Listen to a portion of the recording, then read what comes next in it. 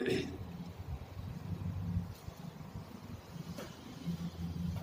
students, good morning. Welcome back to my YouTube channel Nitya with Maths classes.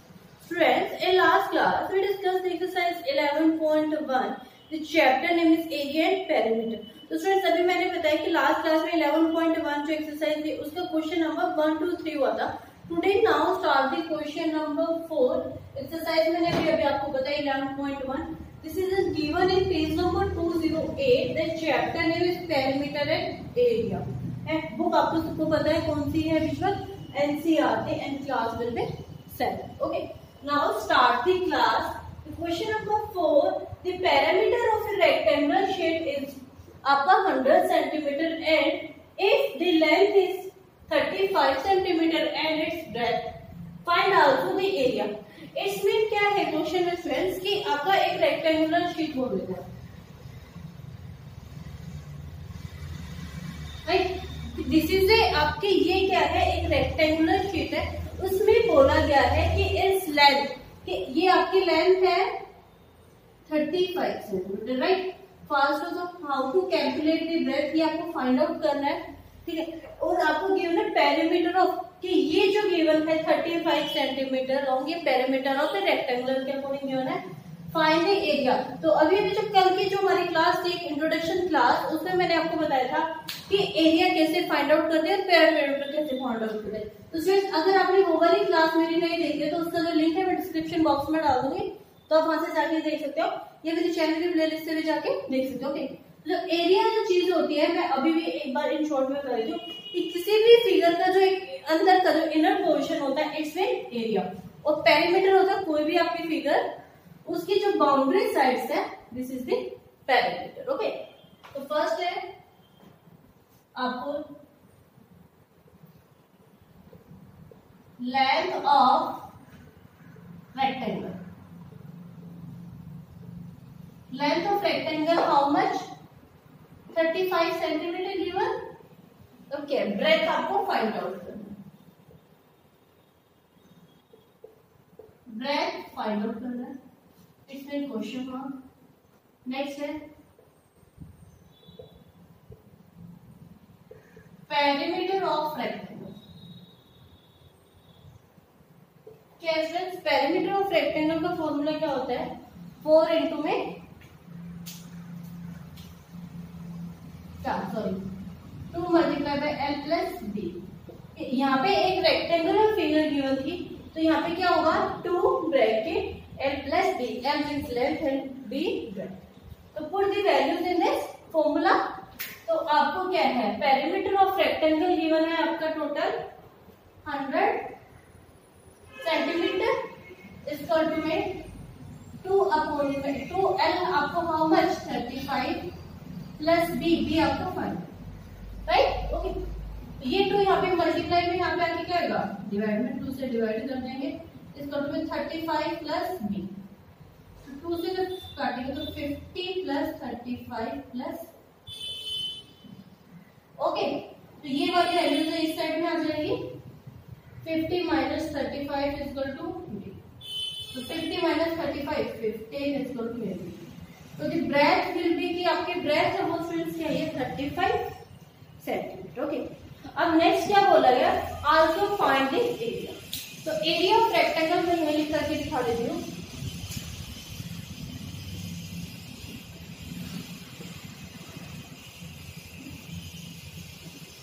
Area of rectangle होता है students आपका length into breadth.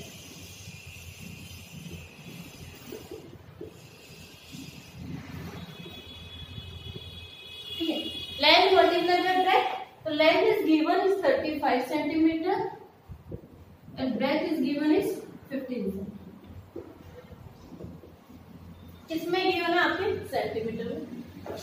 यहाँ पे है 15 को जो 35 से मल्टीप्लाई करेंगे देखो 15 को डायरेक्टली 5 से मल्टीप्लाई कर दो 75 5 7 कैरी. 15 को 3 से मल्टीप्लाई करेंगे 45 और 7 52 सेंटीमीटर स्क्वायर. सेंटीमीटर स्क्वायर क्यों निकाला है स्टूडेंट्स क्योंकि यहाँ पे 35 सेंटीमीटर है ये भी 15 दोनों ही सेंटीमीटर को मल्टीप्लाई करेंगे तो आपका क्या 525 centimetre. So I hope you clear this question, friends.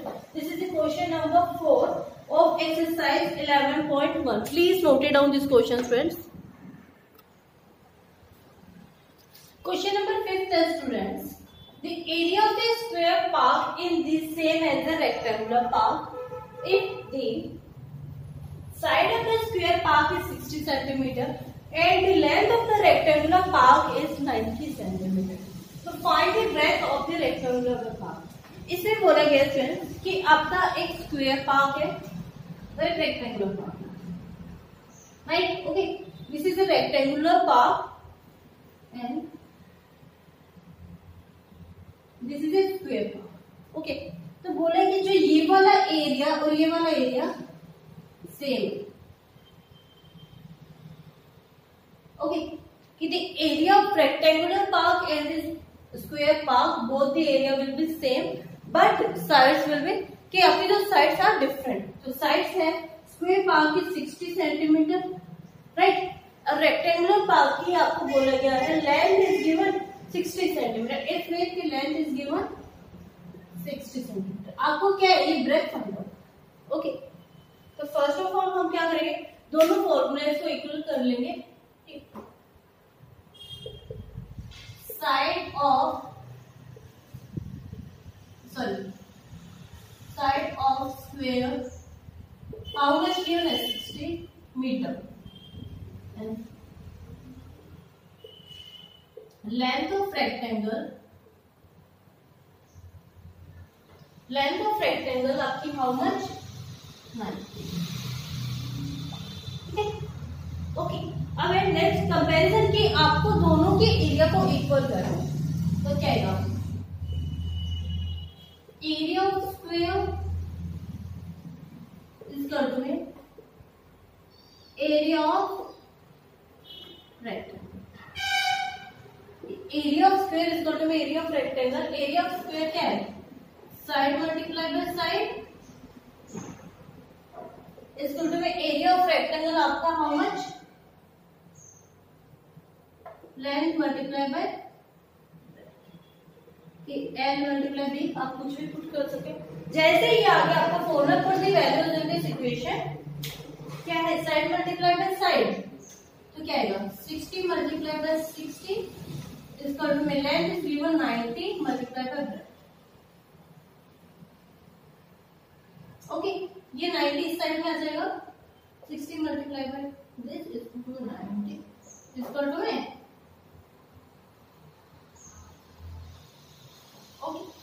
तो क्या होगा, देखो 0 से 0 कट गई, 2 3 6 3 3 9 3 1 3 2 6 3 0, सॉरी 20 में 2 से मल्टीप्लाई करेंगे तो क्या होगा 40. तो दी ब्रेथ आपकी क्या गई. अब क्वेश्चन में क्या बोला गया था कि find the breadth of a rectangular park. तो रेक्टेंगुलर पार्क की जो ब्रेथ है, मतलब की जो चौड़ाई है, वो आपकी कितनी होगी, हाउ मच 40 मीटर. तो this is the question number 5 of exercise 11.1. Please note it down students. I hope you clear this question. और स्टूडेंट्स अगर कोई किसी भी स्टूडेंट्स को कोई डाउट रह जाता है तो प्लीज मुझे कमेंट बॉक्स में कमेंट कर दिया करो. Okay, question number 6 is, students, a wire in the shape of a rectangle, if the length is 40 centimeter and breadth is 22 centimeter. If the same wire is riveted in the shape of a square, what will be the measure of this each side? Also find which shape enclose more area. So first of all, कि एक क्या बोला गया, question का meaning clear कर लेते हैं कि एक वायर है, मतलब कि एक तार है, जस्ट ओके. तो यहाँ पे कर लेती हूँ मैं, this is a rectangular square. Okay, तो उन्होंने बोला है कि वायर को एक रेक्टेंगुलर में चारों तरफ रिबेंड कर लिया जाता है, मतलब बांध दिया जाता है, चारदुआरी कर दी जाती है. तो उसकी आपकी लेंथ है 40 centimetre and breadth is given 22. Okay, both are given in centimetre. Okay, वो ही सेम कि जैसे कि क्या है, ये चारों तरफ बांधे, इट्स मीन क्या हो गया कि पेरीमीटर हो गया. तो पेरीमीटर ऑफ ए रेक्टेंगल निकाला, वो ही सेम है, वही वायर आपकी एरिया में. ठीक है, और अब उसके बाद निकलना है कि area of rectangle and area of square, और which one is a greater, कि आपका बड़ा कौन सा है। तो first one start the question, length is given, length how much आपका है, length 40 centimetre, breadth 22 centimetre. Okay, length is given 40 centimetre, breadth is given. अब क्या आएगा, perimeter of rectangle, perimeter of rectangle क्या होता है, 2l प्लस। ओके, तो put the values in this formula, ये वैल्यूज आपके फॉर्मूले में पुट करनी है, 2 प्लस m 40 प्लस 22। ओके, इसका टू 22 प्लस 42 62, देखो 2 और 0 2, 4 और 2 6, मल्टीप्लाई बाय 2, इसका टू में 2 2 जा 4, 2 6 जा। The perimeter of a rectangle आपका how much, 1 to 4 centimetre. Okay, अब नेक्स्ट क्वेश्चन में क्या बोला गया कि आपका पेरीमीटर के दोनों की वो ही वायर शेप इसके इक्वल। ओके, तो यहाँ पे क्या था,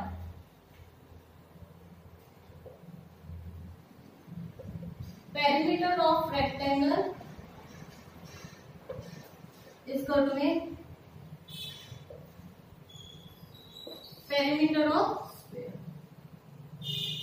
ओके, कि आपकी दोनों की वायर इक्वल थी, तो यहाँ पे क्या आया था 124 सेंटीमीटर इक्वल टू में पेरीमीटर ऑफ स्क्वायर का फॉर्मूला होता है सिर्फ 4 मल्टीप्लाई बाय साइड, तो क्या आएगा 124 डिवाइडेड बाय 4 इक्वल टू में, तो यहाँ पे क्या आएगा 4 3 जा 12, 4 1 जा 1, तो this side will be 31 centimetre. यहाँ पे पुट कर दो कि दोनों का आपका क्या आ गया, एरिया भी सॉरी पेरीमीटर ऑफ रेक्टेंगल भी आ गया, पेरीमीटर ऑफ एक स्क्वायर भी आ गया। नेक्स्ट मैं फिर से रब कर रही हूँ आपका,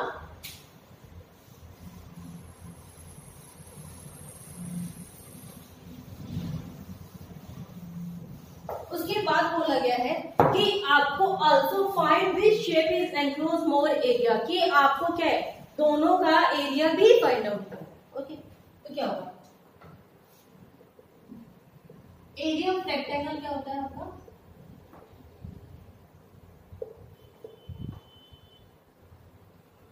लेंथ मल्टीप्लाई बाय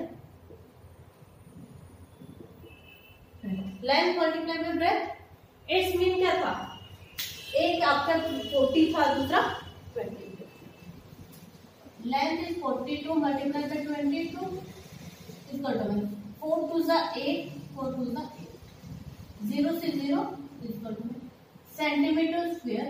बार बार स्टूडेंट मैं बोलती हूँ कि आपको जो ये मेजरमेंट यूनिट है ये हर बार रखने, अदरवाइज 0.5 आपका मार्क्स डिडक्ट हो जाता है। ओके, तो आपका पेरीमीटर सॉरी एरिया जो आया है अंदर का 880 सेंटीमीटर। ओके, अब आपको किसका फाइंड आउट करना है, आपका area of square. Area of square क्या होता है, area of square side multiply bye, तो क्या है एक साइड आपकी 31 है मल्टीप्लाई बाय 31, 31 का देखो 31 को 31 से मल्टीप्लाई करते हैं 961 सेंटीमीटर। दोनों में अब देखो विच वन इज ग्रेटर, आपका कौन सा बड़ा है, 880 बड़ा है या 961, तो इसमें 961 बड़ा है। तो the area of square is more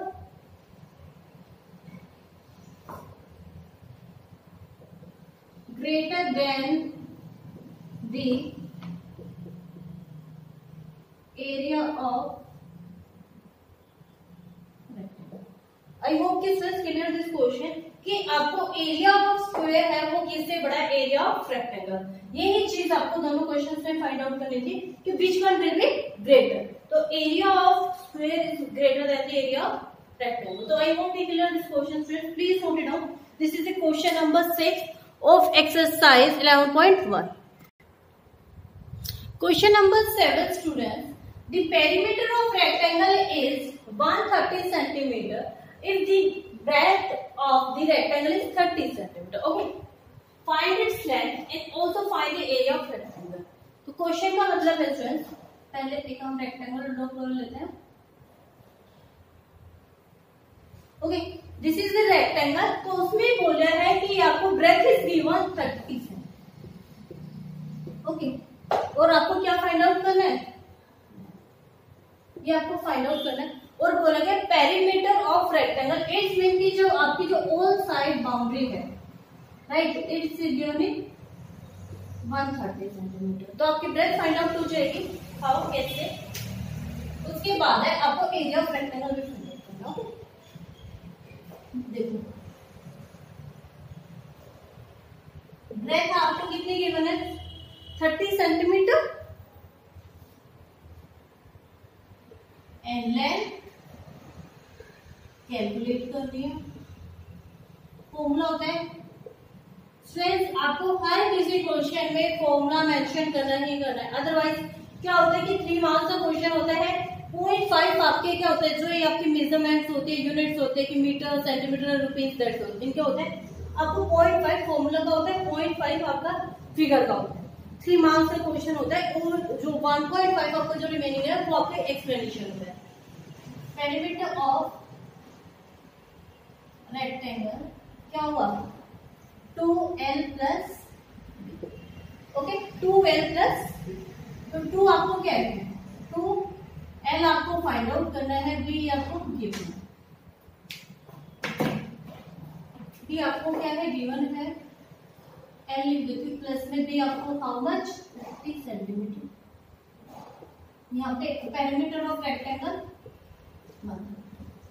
तो 130 इक्वल टू में यहाँ पे क्या है, 2 यहाँ पे आ जाएगा, अब क्या l प्लस b, b आपको हाउ मच, 30, तो क्या 2 मतलब करेंगे 65 के 2 6 12, 1 डिवाइडेड 2 5 10. ओके, तो उसके बाद क्या होगा स्टूडेंट्स कि आपको क्या है, l इसका 65, l इसका 30, ये हो गया. तो क्या है 65 माइनस 30 इक्वल टू में, तो क्या है 35. तो द लेंथ विल बी क्या आई आपकी 35 सेंटीमीटर. ओके, उसके बाद बोले एरिया ऑफ रेक्टेंगल, यहीं पे करा देती मैं. एरिया ऑफ रेक्टेंगल क्या होगा, इक्वल टू में लेंथ मल्टीप्लाई बाय,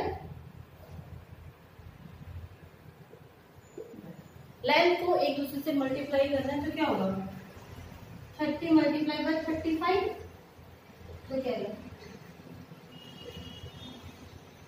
तो the area of rectangle 1050 centimetre. This is the question number 7. So I hope you friends clear this question. Please note it down this question. This is the question number 7 of exercise 11.1. Question number 8, friends. This is the last question of this exercise. The exercise 11.1. A door of the length is 2 meter and its breadth is 1 meter is filled in a hole. कि question का मतलब है कि एक door है, एक whole में, उसकी लेंथ आपकी 2 metre and breadth is 1. Okay, the length of the whole is 4.5, की लेंथ है वो 4.5 है and breadth is 3.6. Find the cost of washing this whole if the rate of white washing is ₹20 metre per minute. तो आपका question का मतलब कौन सा स्टूडेंट,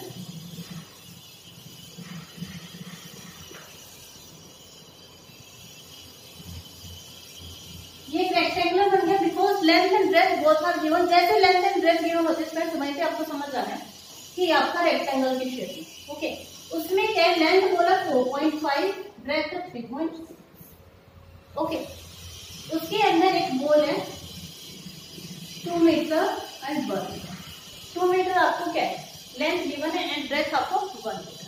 उसके अलावा बोले यहाँ पे जो एक अंदर का इनर पोर्शन है ना, उसमें व्हाइट वॉश होती है, तो ये व्हाइट वॉश हो रही है, ये हो रही है 20 रुपीज पर मीटर. तो आपको टोटल एरिया आपको फाइंड आउट. ओके, तो स्टार्ट करते हैं. आपको कैसे करेंगे, of the wall, sorry door 2 metre. Next होगा breadth of the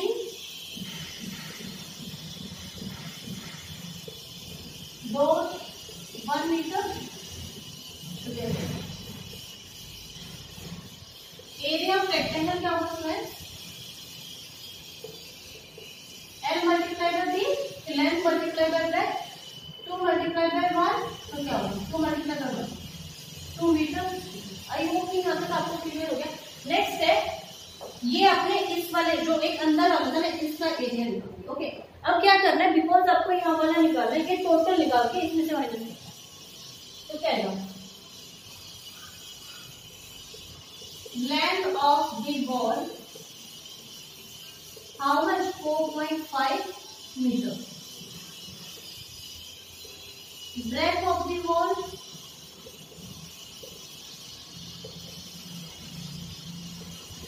3.5 metre. Okay तो अब एरिया ऑफ रेक्टेंगल यहाँ पे भी ये निकलेगा,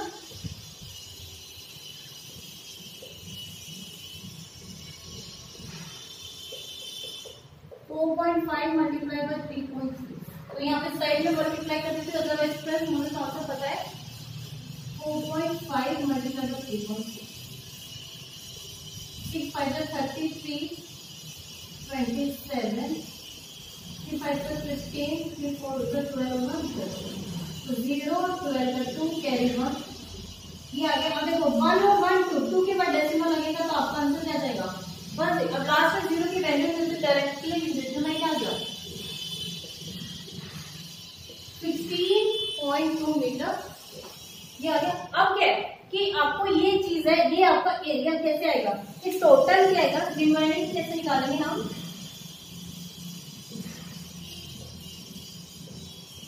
रिमेनिंग एरिया क्या आएगा, टोटल एरिया माइनस आपका टोटल एरिया माइनस आपका